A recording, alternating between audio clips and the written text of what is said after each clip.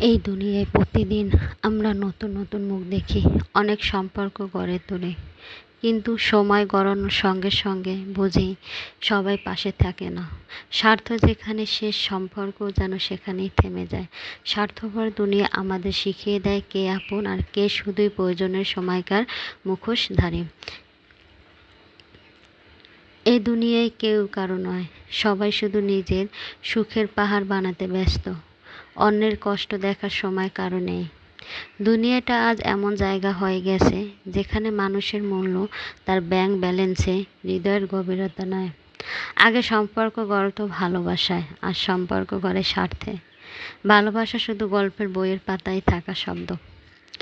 এই যুগে মানুষের চোখে চোখ রেখে কথা বলার সাহস কয়জনের আছে?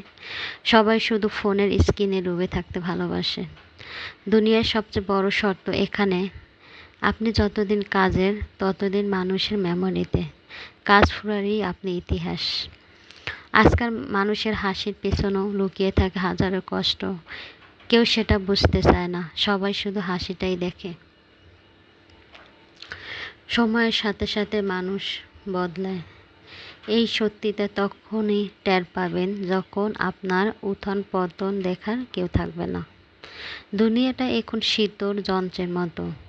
এখানে মানুষের আবেগের কোনো দাম নেই, শুধু কাজের মূল্য আছে। সামনে থেকে সবাই আপনাকে ভালোবাসবে, পেছন থেকে আপনারই গল্প নিয়ে মজা করবে। এটাই আজকের দুনিয়ার নিয়ম। এই স্বার্থপর দুনিয়ায় একটা কথা মনে রাখবেন, যেদিন আপনার কাজ শেষ সেদিন আপনার পরিচয় শেষ।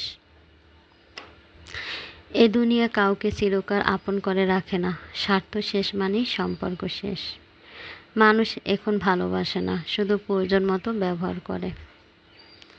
যে যত বেশি স্বার্থপর সে তত বেশি সফল।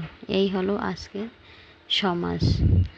ভালোবাসার দুনিয়ায় নেই, এখন আছে শুধু স্বার্থের খেলা।